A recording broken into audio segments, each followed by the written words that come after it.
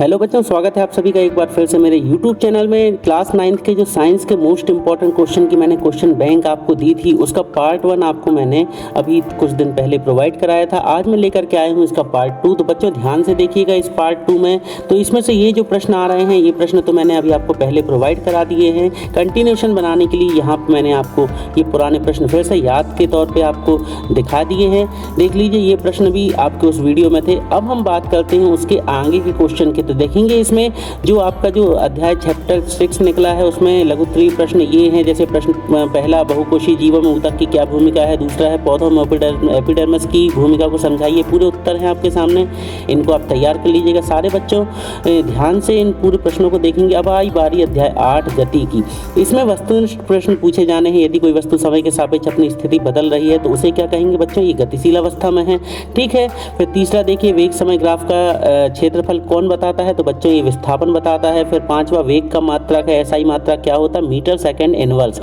ठीक है बच्चों, ये जो इंपॉर्टेंट क्वेश्चन हैं ये बोर्ड के द्वारा डाले गए हैं, बोर्ड की वेबसाइट पे भी मौजूद हैं, आप वहां से भी इनको जाके आप देख सकते हैं। प्रश्न दूसरा देख लें, औसत चाल किन्हें कहते हैं। मैं आप लोगों को एक्चुअल में इंपॉर्टेंट क्वेश्चन जो ये आए हैं बोर्ड के द्वारा, इसमें भी जो मोस्ट इंपॉर्टेंट क्वेश्चन वो मैं आप लोगों को बता रहा हूँ। इसमें आप लघु उत्तरीय का पहला देख लीजिएगा, त्वरण किसे कहते हैं, ये जरूर पढ़ लीजिएगा, ये भी मोस्ट इंपॉर्टेंट क्वेश्चन है। अब बारी आई दीर्घ उत्तरीय प्रश्न की। तो दीर्घ उत्तरीय प्रश्न में ये इस टाइप का एक क्वेश्चन है कि सारणी दे दी गई है, एक समय दिया हुआ है, फिर कार का वेग दिया हुआ है, इसके हिसाब से आपको एक ग्राफ डिजाइन करना है। ये ग्राफ डिजाइन करने वाला प्रश्न आपको एनसीईआरटी की बुक में मिल जाएगा बच्चों। देख लीजिएगा इसको, इस प्रश्न को कैसे आपको कोई ग्राफ बनाना है। आपको ग्राफ में एक वेग वाली टेबल बनानी है, एक समय वाली, इस हिसाब से आपको ग्राफ का निर्धारण करना है। फिर यहाँ पे आपको एक इक्वेशन के माध्यम से ये लिखा है, जैसे विस्थापन बराबर ग्राफ का समय अक्ष के साथ घेरा क्षेत्रफल, इसको सॉल्व कर देना है। देख लीजिएगा, इंपॉर्टेंट क्वेश्चन है। प्रश्न दूसरा है बेटा, रमेश अपने घर से 8 AM पर निकलता है, और ये पूरा ये इक्वेशन है, इसको भी आपको सॉल्व करना है। तो ये अच्छे प्रश्न हैं, इनको आप जरूर तैयार कर लीजिएगा बच्चों, थोड़ी से टिपिकल हैं, 5 नंबर के लिए हैं ये प्रश्न। फिर आई वेग समय ग्राफ की सहायता से गति के समीकरण, तो ये जरूर देख लेना बच्चों। ये इसके संदर्भ में मैंने एक वीडियो ऑलरेडी बना के डाल दिया है पहले, मेरे आप वीडियो सेक्शन में जाइएगा, उसमें आपको मिलेगा ग्राफीय विधि से गति के समीकरणों की उत्पत्ति। तो इसको आप देख लीजिएगा, तो यहाँ पे आपको आसानी से समझ में आ जाएगा। इसमें थोड़ा सा टिपिकल बनाया गया है, तो आप मेरे वो वीडियो देख लीजिएगा, मैंने बहुत अच्छे से आपके लिए एक्सप्लेन किए हैं गति के समीकरण, तो वहाँ जा करके आप इनको देख सकते हैं। अब प्रश्न चौथा है, जब आसमान में बादल छाए होते तो बिजली चमक में बादलों की गरजने की क्रिया बार बार होती रहती है। चमक पहले दिखाई देती तो भैया प्रकाश की चाल तेज होती है ध्वनि की चाल से, इसलिए। ठीक है। पांचवा है, ग्राफ के आधार पर निम्न प्रश्नों के उत्तर दीजिए। यहाँ फिर एक ग्राफ वाला। बच्चों ये जो चैप्टर है गति के नियम, इसमें आप लोगों से कुछ प्रश्न पूछे जाएंगे बच्चों, 2 नंबर के, कुछ आएंगे 5 नंबर के। यही चैप्टर से आपके अंक भी डिवाइड किए गए हैं ब्लूप्रिंट में। तो ये 5 नंबर वाले प्रश्न हैं, ये काफ़ी लेंथी हैं। आप चाहें तो मेरा ऐसा मानना है कि अगर आप इजीली इन प्रश्नों को हल कर पाते हैं तो कीजिएगा, अदरवाइज इनको आप छोड़ दीजिएगा। ये 6वां प्रश्न है, इसको जरूर तैयार कर लीजिएगा कि कोई कार एक समान रूप से त्वरित होकर 5 सेकंड में 18 किलोमीटर प्रति इनवर्स से 36 किलोमीटर प्रति इनवर्स की चाल प्राप्त करती है, तो ज्ञात कीजिए कि उसमें त्वरण कितना होगा, उतने समय में कार की तय की गई दूरी। ये पूरा आंसर स्क्रीनशॉट ले लें, इसको आप तैयार कर लीजिएगा। अब आए बारी अध्याय 9 बल एवं गति के नियम। इसमें वस्तुनिष्ठ प्रश्न आप देख लीजिए। पहला है, वस्तु द्वारा अपनी गति अवस्था में परिवर्तन के विरोध को क्या कहते हैं बच्चों, जड़त्व होती है। बल का एसआई मात्रक कर लीजिएगा। फिर चौथा है, क्रिया एवं प्रतिक्रिया बल कार्य करते हैं तो अलग अलग एवं विपरीत दिशा में। फिर अति लघु उत्तरीय प्रश्नों की बारी आई, जब कोई गतिशील बस अचानक रुकती है, मतलब ये प्रश्न बस के एकाएक रुक जाने पर उसमें बैठा यात्री आगे की ओर झुक जाता है, क्यों, तो ये कौन से कारण बेटा, जड़त्व के कारण। अब गति का प्रथम नियम, तो बच्चों ये जड़त्व का नियम है, इसको देख लीजिएगा। सम्वेग संरक्षण का नियम प्रश्न तीसरा मोस्ट इंपॉर्टेंट है, तो पहला दूसरा तीसरा इनको आप जरूर पढ़ लीजिएगा। चौथा ठीक ठाक है, देख लेना आपको अगर इच्छा हो। देखिए बोर्ड ने डाले हैं सारे प्रश्न, तो मेरा काम है सारे प्रश्न आपको बताना, इसमें से आप कर लीजिए जो जो आपको अच्छे लगे। अब लघु उत्तरीय का जो पहला प्रश्न है, इसको जरूर तैयार कर लीजिएगा कि क्रिकेट खिलाड़ी जो है गेंद को खींच लेते समय अपने हाथों को पीछे की ओर क्यों खींच लेता है। फिर दीर्घ उत्तरीय का जो बेटा यहाँ पे पहला प्रश्न है, न्यूटन की गति संबंधी द्वितीय नियम लिखिए और सूत्र F = ma व्युत्पन्न कीजिए। बच्चों पता नहीं ये कुछ प्रश्न ऐसे भी हैं, जैसे ये प्रश्न हटा दिया गया था, इसके आने के चांसेस नहीं हैं, क्योंकि ब्लूप्रिंट में स्पष्ट है न्यूटन की गति का द्वितीय नियम नहीं आएगा। पर उसमें लिखा है कि न्यूटन की गति का द्वितीय नियम नहीं आना है, तो ये व्यंजक देने का क्या औचित्य है, मुझे ये समझ में नहीं आया। अब मैं फिर से बोलूँ, क्योंकि ब्लूप्रिंट के हिसाब से ये प्रश्न आउट ऑफ कवरेज एरिया है, समझ लें आप कि ये आउट है, इसको नहीं पूछा जाना चाहिए। फिर भी इस मॉडल क्वेश्चन पेपर में दे दिया है, मुझे ये समझ से बाहर है, पता नहीं क्यों दे दिया है। फिर आप प्रश्न दूसरा देख लीजिए, इसमें पूरा लिखा है, इसमें कौन सा फॉर्मूला लगाना है आगे, ये है उसका पूरा हल, इसको तैयार कर लीजिएगा। प्रश्न तीसरा भी है, ये छोटा सा, ये आपके न्यूमेरिकल टाइप के क्वेश्चन हैं, इनको आपको तैयार करना पड़ेगा, गणितीय रूप है ये फिजिक्स से रिलेटेड क्वेश्चन पूछे जा रहे हैं, तो इनको आप देख लीजिएगा। इसमें ये चौथा वाला प्रश्न अब जो आ रहा है, इसको जरूर कर लेना बच्चे तैयार। पूरे प्रश्न आपके सामने निकलते जा रहे हैं, स्क्रीनशॉट ले लें और इनको तैयार भी कर लीजिएगा आप लोग। थोड़ी से लेंथी क्वेश्चन है, मगर आपको पढ़ना तो पड़ेगा बच्चों, क्योंकि हम कुछ भी नहीं छोड़ सकते। आप लोग एक बात जान लें बच्चों कि ये जो प्रश्न पत्र है क्वेश्चन बैंक, इसी से पूरा प्रश्न बनेगा। अब आई बारी अध्याय 11 कार्य शक्ति ऊर्जा की, तो इसमें बच्चों एक मोस्ट इंपॉर्टेंट क्वेश्चन है कार्य शक्ति और ऊर्जा, इनके तीनों के एसआई मात्रक जरूर कर लीजिएगा। फिर कार्य करने की दर को क्या कहते हैं, शक्ति, कार्य करने की क्षमता को ऊर्जा कहते हैं, ठीक है। फिर है एम द्रव्यमान की वस्तु विवेक से गतिशील है, तो इसकी गतिज ऊर्जा, तो काइनेटिक एनर्जी का फॉर्मूला होता है 1/2 mv², ये तैयार कर लीजिएगा, ठीक है। अब पांचवा है एम द्रव्यमान की वस्तु पृथ्वी सतह से h ऊंचाई पर रखी है, इसमें संचित गुरुत्वीय स्थितिज ऊर्जा कितनी होगी, तो ये होगी mgh। m क्या है, द्रव्यमान है, g है गुरुत्वीय ऊर्जा, और ये है h की जो हो गई ऊंचाई हो गई। फिर है किसी बल द्वारा किया गया कार्य हो सकता है, कैसा होता, धनात्मक ऋणात्मक दोनों या कोई नहीं, तो भैया ये धनात्मक ऋणात्मक दोनों हो जाता है। फिर आठवां देख लीजिएगा, 1 यूनिट विद्युत ऊर्जा का अर्थ है 1 किलोवाट, ठीक है, 1 किलोवाट है। फिर यहाँ पे 9वां प्रश्न ठीक ठाक है, देख लेना आप लोग, जितने में आप लोगों को स्पेशली बोल रहा हूँ कि ये जरूर पढ़ लीजिएगा। 10वां, ऊर्जा को ना तो उत्पन्न कर सकते और ना ही नष्ट, ये कौन सा है, ऊर्जा संरक्षण का नियम है।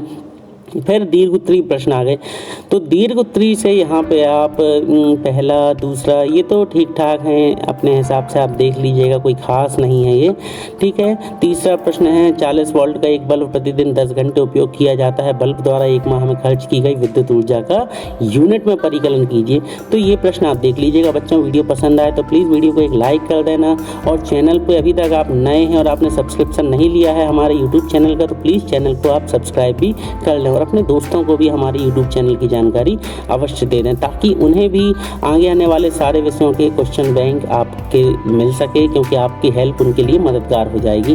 फिर प्रश्न चौथा देख लीजिए, ये जो तीसरा है इसको आप तैयार कर लीजिएगा, ये गणितीय रूप है, इसका पूरा आपके सामने दिखाई दे रहा है। अभी बच्चों इसके बाद, ये तो अभी क्वेश्चन बैंक बोर्ड ने डाली है, इसके बाद इस क्वेश्चन बैंक से भी कुछ मोस्ट इंपॉर्टेंट क्वेश्चन जो मुझे लगता है कि ये पढ़ लेने चाहिए आप लोगों को, वो मैं आपको बता दूंगा। ये प्रश्न 5वां जरूर देख लीजिएगा, इम्पॉर्टेंट क्वेश्चन है बट थोड़ा सा लेंथी है, तो आप देखिए अपने बुद्धि के अनुसार बच्चों जो आप लोगों को इजीली बन पड़े वो चैप्टर तैयार कर लीजिएगा, क्योंकि चैप्टर 8 गति के नियम में भी न्यूमेरिक क्वेश्चन है, 11 में भी आ गए हैं, तो आप इनको चाहें तो अपने हिसाब से जितना तैयार कर सकें कर लीजिएगा। अध्याय 13 है जो हम बीमार क्यों होते हैं, इसको जरूर पढ़ लीजिएगा। ये अध्याय 13 के पहले ये 6वां क्वेश्चन है, इसको भी जरूर तैयार कर लीजिएगा। अध्याय 13 हम बीमार क्यों होते हैं, तो मनुष्य का स्वास्थ्य किस पर निर्भर करता है बेटा, शारीरिक स्तर, सामाजिक स्तर, मानसिक, तो भैया तीनों चीज़ों पे। जीवाणु जनित रोग कौन सा है, टाइफाइड। फिर क्रोनिक रोग किस कारण से होते हैं, तो ये लिखा है लंबे समय के लिए। फिर यहाँ पे 5वां एड्स कैसे फैलता है बेटा, विषाणु से फैलता है। फिर 7वां किसी संक्रमित व्यक्ति के संपर्क में आने पर फैलने वाली बीमारी कौन सी है, नाक बहना और छींके आना, वायरस हो जाता है। कोरोना वायरस में भी यही लक्षण है, आपको पता होगा। फिर 9वां है अच्छे मानव स्वास्थ्य के लिए क्या आवश्यक है, तो भैया अच्छा घर, अच्छा खाना, अच्छा पानी, मतलब शुद्ध हवा, संतुलित आहार और शुद्ध पानी, सारी चीज़ें, तो इसमें उत्तर आ जाएगा सभी। मनुष्य में त्वचा संबंधी बीमारियां कैसे होती हैं, तो ये होती है बच्चों कवक से। फिर एक मनुष्य से दूसरे मनुष्य में बीमारियों को ले जाने वाला जीव कौन सा कहलाता है, ये वाहक जीव कहलाता है। जैसे मच्छर हो गए, मादा एनीफिलीज मच्छर होती है ना, मलेरिया को फैलाती है, और मक्खियाँ हो गई, इस तरीके से।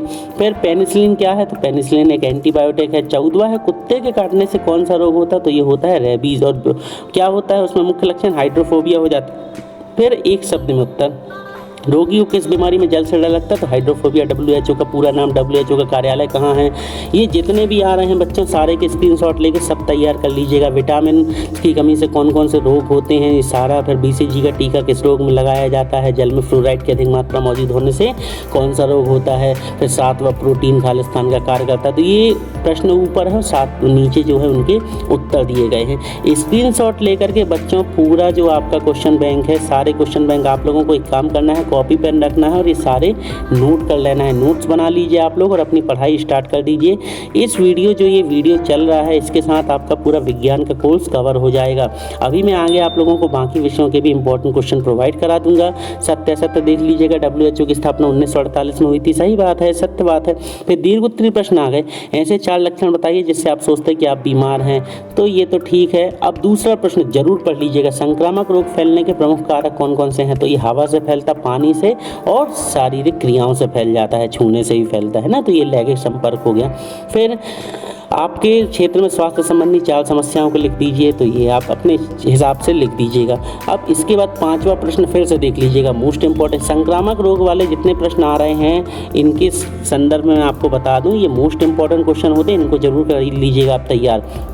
फिर इसके बाद 7वां प्रश्न है, ये किसी एक बीमारी के बारे में पूछ सकते हैं। जैसे यहाँ एड्स आया है तो एड्स के बारे में आपको पूरा डिस्क्रिप्शन देना है। एड्स कैसी बीमारी है, किस कारण से फैलती है, इसके लक्षण क्या हैं, इसका उपचार, ये सारा कुछ, ठीक है। फिर इसके बाद आप देख लें प्रश्न नंबर 9वां, 10वां, 11वां, 12वां सारे आते जा रहे हैं। 12वां प्रश्न देख लीजिएगा आप कि रोग फैलने से के कौन से कारक हैं, आप कैसे पहचानोगे किसी छात्र को कोई रोग हो गया है, तो आप देख लीजिएगा। फिर 13वां प्रश्न मोस्ट इंपॉर्टेंट, अच्छे स्वास्थ्य की आवश्यक स्थितियाँ क्या होती हैं, किन कारणों से मनुष्य अच्छा स्वस्थ रह सकता है? तो खाना अच्छा खाए, संतुलित आहार, व्यायाम करे, तनाव रहित वातावरण हो उसका और नींद अच्छी ले। फिर प्रश्न 15, मैं बार बार कह रहा हूँ, संक्रामक वाले रिलेटेड जितने भी प्रश्न आए बच्चों उनको जरूर कर लीजिएगा। तो ये है संक्रामक एवं असंक्रामक रोग से आप क्या समझते, तो ये तैयार कर लीजिएगा। फिर 16वां है रोग क्या होते हैं इसके कारण। 17वां फिर आ गया संक्रामक रोगों को फैलने से रोकने के लिए कौन कौन सी सुविधाएं होनी चाहिए। लघुकालिक और दीर्घकालिक रोग के बारे में बताया। लघुकालिक मतलब जो कम समय के लिए आता है, दीर्घकालिक जो बहुत लंबे समय के लिए, ये तैयार कर लीजिएगा, सारे इंपॉर्टेंट हैं। जीवाणु विषाणु द्वारा होने वाले 2 रोग। फिर प्रतिरक्षणीकरण क्या है, ये भी मोस्ट इंपॉर्टेंट क्वेश्चन है, 22वां नंबर, इसको देख लीजिएगा। अब बारी आई हमारे प्रश्न बैंक के शेष अध्याय, जो कि अभी बीच में चैप्टर में अभी आपको इंक्लूड नहीं थे। कई बच्चों ने कमेंट किया कि चैप्टर 3 आएगा या नहीं आएगा, तो चैप्टर 3 के ये हैं प्रश्न, परमाणु एवं अणु से। तो ये है जैसे कि एक रासायनिक अभिक्रिया में अभिकारकों और उत्पादों के द्रव्यमानों का योग अपरिवर्तित रहता है, यह कौन सी क्रिया कहलाती है? तो बेटा ये द्रव्यमान संरक्षण का नियम है। फिर तीसरा देख लीजिएगा मोस्ट इंपॉर्टेंट, कैल्शियम सल्फेट का सूत्र, इकाई द्रव्यमान कितना होता है, तो ये होता है 136 ग्राम, ठीक है। अब प्रश्न पहला देखें अति लघु उत्तरीय का, परमाणु कर लीजिएगा। परमाणु से आप क्या समझते हैं? परमाणु द्रव्यमान की परिभाषा, फिर परमाणु द्रव्यमान इकाई, अणु की परिभाषा, अणु परमाणु में अंतर। मोस्ट इंपॉर्टेंट प्रश्न 5वां, अणु एवं परमाणु में अंतर, इसको जरूर तैयारी कर लीजिएगा। 6वां प्रश्न, रासायनिक सूत्र क्या होता है, इसकी डेफिनेशन ये लिखी हुई है। फिर इसके बाद बारी आई यहाँ पे इनके मूलक द्रव्यमान बताने हैं आपको, तो ठीक ठाक प्रश्न है, देख लीजिएगा, करना हो तो कर लीजिएगा। प्रश्न 8वां, ये मज़ेदार प्रश्न है, 1 मोल से आप क्या समझते हो? तो जब किसी पदार्थ के 6.022 गुणित 10 की घात 23 कणों को 1 मोल कहते हैं, मतलब किसी पदार्थ के 6.022 गुणित 10 की घात 23, गुणित का निशान है वो बेटा जो ये डॉट करके रखा है, ठीक है, प्रिंटिंग में सही आ नहीं पाया है। फिर आणविक सूत्र 9वां प्रश्न जरूर पढ़ लीजिएगा, ये सूत्र जरूर आते हैं अणु सूत्र लिखने के लिए, तो ये 5 हैं यहाँ पे, इनको तैयार कर लीजिएगा। फिर 10वां प्रश्न है, आयनिक एवं आणविक यौगिक क्या होते हैं, इनको समझाने के लिए प्रश्न आ सकता है। तो आयनिक यौगिक क्या होते हैं? वे यौगिक जो जल में घुलने पर ऋणावेशित कणों में विभक्त होते आयनिक, और जो विभिन्न परमाणुओं के परस्पर निश्चित अनुपात में जुड़कर बनते हैं उन्हें क्या कहते हैं? आणविक यौगिक। फिर कुछ अन्य महत्वपूर्ण प्रश्न है, मूल संकल्पना, द्रव्यमान संरक्षण, अणुओं के प्रकार, देख लीजिएगा इनको भी। फिर अध्याय 10 गुरुत्वाकर्षण, तो यहाँ भार का एसआई मात्रक। बच्चों ये फिजिक्स चैप्टर से जितने रिलेटेड टॉपिक हैं, त्वरण, वेग, विस्थापन, इन सब के एसआई मात्रक जरूर तैयार कर लीजिएगा। फिर तीसरा देख लीजिएगा मोस्ट इंपॉर्टेंट, जी सर्वाधिक गुरुत्वीय नियतांक जी का एसआई मात्रक क्या होता है, एसआई मात्रक तो जरूर पढ़ने हैं। 7वां देख लीजिएगा, गुरुत्वाकर्षण बल किस तरीके का बल है, तो प्रबल बल है, क्षीण बल है, अत्यधिक प्रबल है या कोई नहीं, तो ये क्षीण बल होता है, मतलब कमजोर बल होता है। गुरुत्वाकर्षण का नियम किसने दिया था बच्चों? थे न्यूटन ने दिया था, न्यूटन ने गुरुत्वाकर्षण के नियम दिए थे। गति की खोज की थी, ये देख लीजिएगा। फिर इसके बाद 10वां है गुरुत्वीय त्वरण जी के लिए सही संबंध क्या है, तो ये होता है कौन सा, Gm/r²। बच्चों वीडियो पसंद आए प्लीज़ एक लाइक कर दीजिए ना। फिर गुरुत्वाकर्षण का सार्वत्रिक नियम, ये एक व्यंजक है, ये जरूर कर लीजिएगा। ये जी और जी में संबंध वाला एक प्रश्न है, वो भी आप देख लीजिएगा। ये है दूसरा है गुरुत्वीय त्वरण किसे कहते हैं। बच्चों ये प्रश्न भी आउट ऑफ कवरेज एरिया है, ये हटाया गया है टॉपिक में, मगर फिर भी इनने दे दिया है। अब आप देख लीजिएगा, करना हो आपको तो कर लीजिएगा। क्वेश्चन बैंक में था तो मेरा फर्ज था आपको एक भी प्रश्न ना छोड़ूं, तो मैंने पूरी की पूरी क्वेश्चन बैंक यहाँ आपके सामने प्रस्तुत कर दी है। ये मोस्ट इंपॉर्टेंट, द्रव्यमान एवं भार में अंतर, इसको जरूर कर लीजिएगा। देखिए क्वेश्चन बैंक तो आपको कहीं से भी मिल जाएगी, डाउनलोड कर लेंगे, मगर उसको एक्सप्लेन करना भी तो जरूरी है, इसलिए मैं यहाँ आपको समझा रहा हूँ। और अगर आप अच्छे से ये वीडियो देख रहे हैं, समझ रहे हैं, तो उसमें आपका ही फायदा है। फिर आई बारी अध्याय 14 की प्राकृतिक संपदा, तो इसमें देखें आप मृदा निर्माण के लिए आवश्यक तत्व कौन सा नहीं है, तो पॉलीथीन बैग तो मृदा को नष्ट करता है, तो ये नहीं है। फिर तीसरा है प्रकृति में पाए जाने वाले जल चक्र में कौन सा पद नहीं पाया जाता, तो प्रकाश संश्लेषण जल चक्र में नहीं होता है। ठीक है, कौन सी ग्रीन हाउस गैस नहीं है, तो अमोनिया नहीं है ग्रीन हाउस गैस। फिर उसके बाद बारी आती है जैसे कि मृदा में खनिज का मुख्य स्रोत क्या है, तो खनिज का मुख्य स्रोत क्या होती है बेटा, चट्टानें होती हैं। ठीक है, पृथ्वी में जल वाला पूरा सिस्टम दिया हुआ है। फिर ऑक्सीजन किसके लिए हानिकारक है, ओजोन छिद्र का अर्थ क्या होता है, ओजोन परत में छिद्र का प्रमुख कारण कौन सा है, तो देख लीजिएगा ये है कौन सा, CFC क्लोरोफ्लोरोकार्बन। बच्चों फिर से कहता हूँ कि अगर आप अभी तक चैनल को सब्सक्राइब नहीं किए हैं तो प्लीज़ चैनल को सब्सक्राइब कर लें, और वीडियो पसंद आए तो प्लीज़ एक लाइक जरूर कर दीजिएगा। ठीक है बच्चों, लघुत्तरीय प्रश्न है, प्रश्न 3 अंक का, वायु प्रदूषण को समझाना है, जीवों में जल की आवश्यकता क्यों होती है, ग्रीन हाउस प्रभाव क्या है, तो ग्रीन हाउस प्रभाव जरूर कर लीजिएगा। एक ग्लोबल वार्मिंग और एक ग्रीन हाउस प्रभाव, ये 2 प्रश्न तो ऐसे हैं कॉमन से प्रश्न जो जरूर पूछ लिए जाते हैं। ओजोन परत का महत्व आ सकता है, ग्रीन हाउस प्रभाव, ग्लोबल वार्मिंग, ओजोन परत। फिर नाइट्रोजन चक्र, इसका एक डायग्राम आता है, यहाँ डायग्राम इन्होंने दिया नहीं है, पर मैं बोलूँगा कि आप डायग्राम को जरूर तैयार कर लीजिएगा। बच्चों ये जो है हम आपके लिए जो क्वेश्चन बैंक लेकर के आए हैं, इसके अभी मोस्ट इंपॉर्टेंट क्वेश्चन इनमें से भी मैं आपको आगे वीडियो में उपलब्ध कराऊंगा। अभी तक आपने चैनल को सब्सक्राइब नहीं किया तो प्लीज़ चैनल को सब्सक्राइब कर लें, वीडियो को लाइक कर दें और अपने दोस्तों को भी शेयर करते हैं। मिलते हैं बहुत जल्द अपने अगले इंपॉर्टेंट क्वेश्चन के वीडियो के साथ, तब तक के लिए पढ़ते रहिए, बढ़ते रहिए, गुड बाय।